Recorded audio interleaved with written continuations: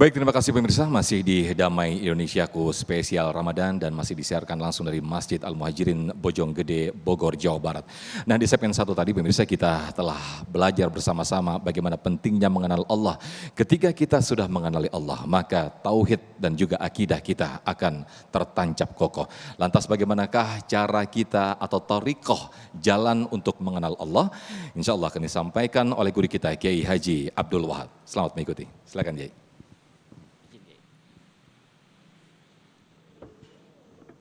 Assalamualaikum warahmatullahi wabarakatuh.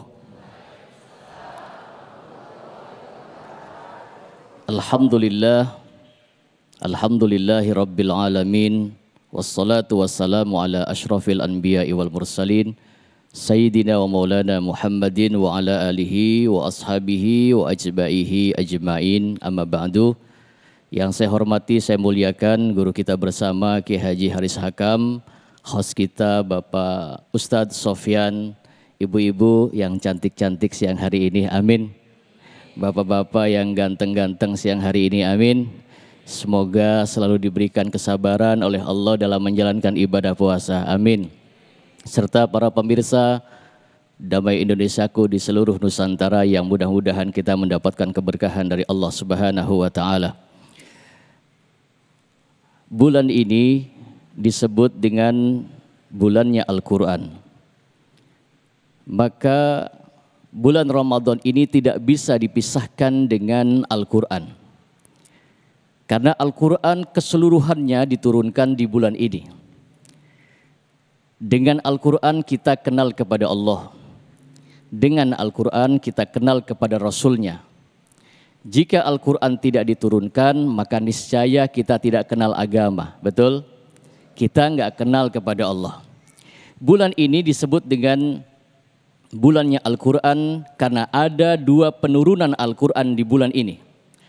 Yang pertama, penurunan Al-Quran secara keseluruhan, secara global, dari Lauhun Mahfud ke langit dunia, yang disebutkan oleh Allah, bal huwa Qur'anum majidun fi lauhin mahfud. Al-Quran itu disimpan oleh Allah sebelum diturunkan kepada Rasulullah Muhammad, disimpan di sebuah tempat yang kokoh. Namanya Lauhun Mahfud. Termasuk takdir kita, jodoh kita, kematian kita, nasib kita bagaimana, itu sudah ada ketentuannya dari Allah Subhanahu wa Ta'ala dan itu disimpan di dalam Lauhun Mahfud. Penurunan Al-Quran dari Lauhun Mahfud ke langit dunia atau disebut dengan Baitul Izzah, ini yang sering kita kenal dengan nama malam Lailatul Qadar.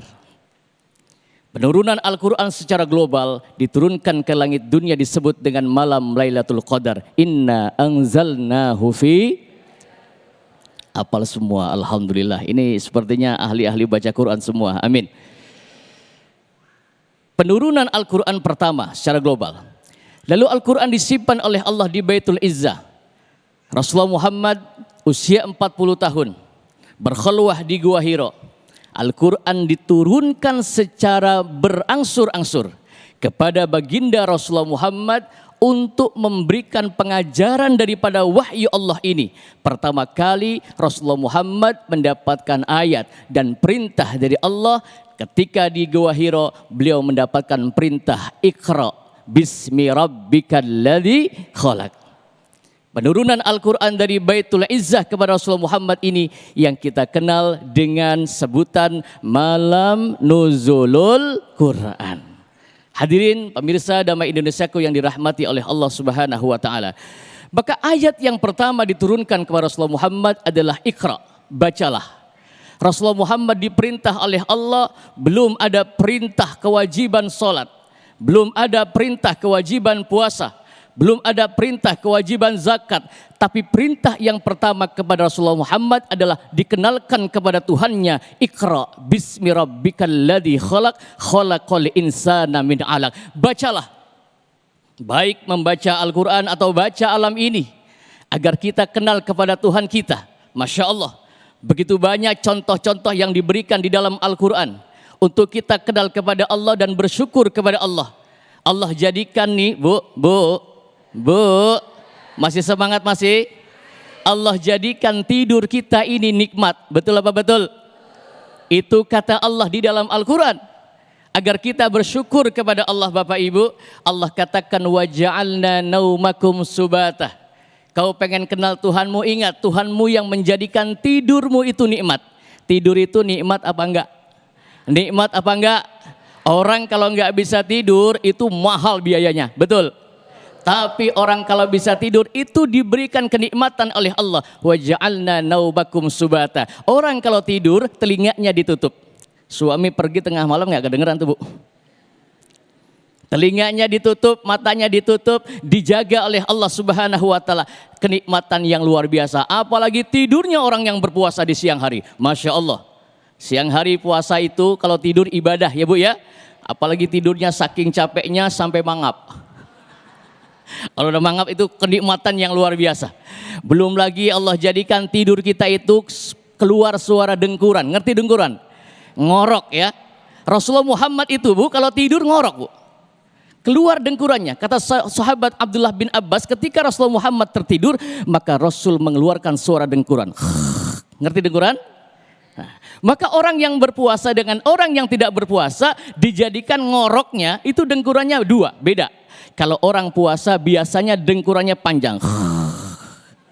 Panjang. Kenapa panjang? Lapar, perutnya kosong. Beda sama yang perutnya kenyang, dia kalau tidur pasti nyangkut. Nah, kalau yang begini ngaku puasa jangan percaya. Wa ja'alna naumakum subata. Allah jadikan tidur kita sebuah kenikmatan yang Allah berikan untuk kita. Itu min ayatillah. Wa ja'alna laila libasa. Dan Allah jadikan juga malam sebagai kita untuk beristirahat. Wa ja'alna laila nahara ma'asya. Siang hari kita untuk mencari nyambut gawe. Kita bekerja. Wa ja'alna bainakum sab'ang syidada. Allah menciptakan langit tanpa tiang, 7 lapis langit tanpa tiang. Ini semua diajarkan oleh Allah melalui perantara baginda Rasulullah Muhammad sallallahu alaihi wasallam.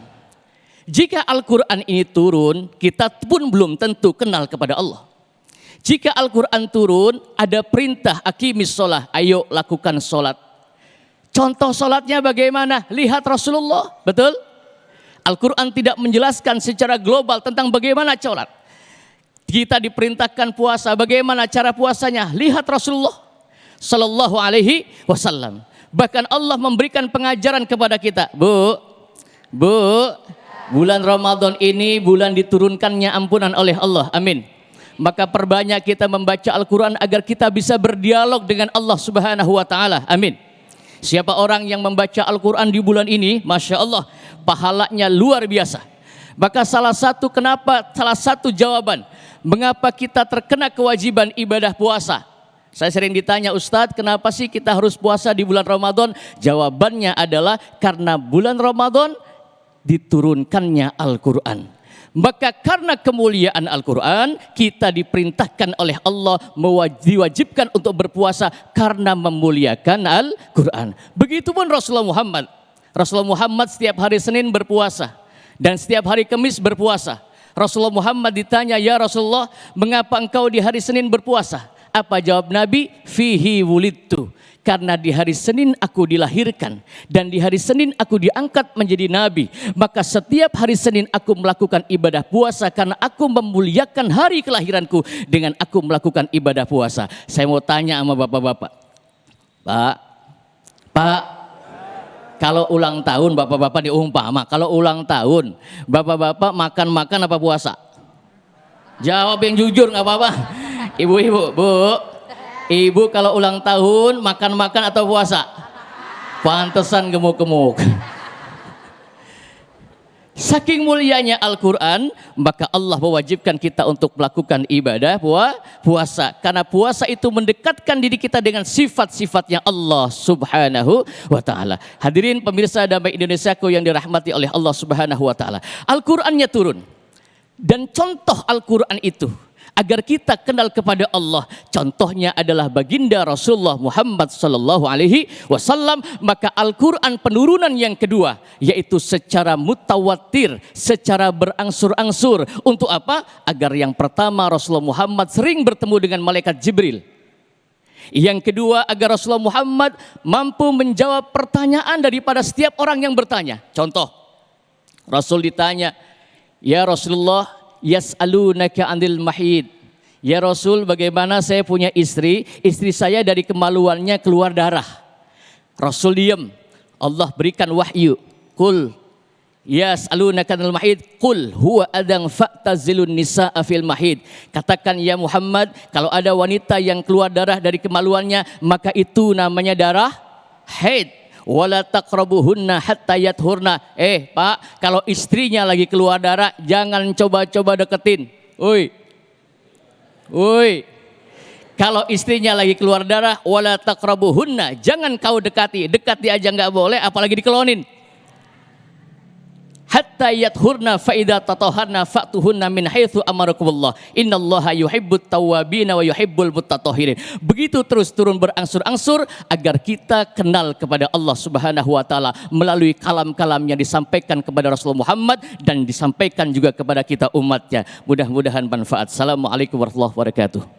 Waalaikumsalam warahmatullahi wabarakatuh. Terima kasih Kiai Haji Abdul Wahab yang telah memberikan pemaparan yang sangat luar biasa sekali. Bagaimana Rasulullah Sallallahu Alaihi Wasallam menerima kalam Allah pertama kali. Iqra bismi rabbikal ladzi khalaq.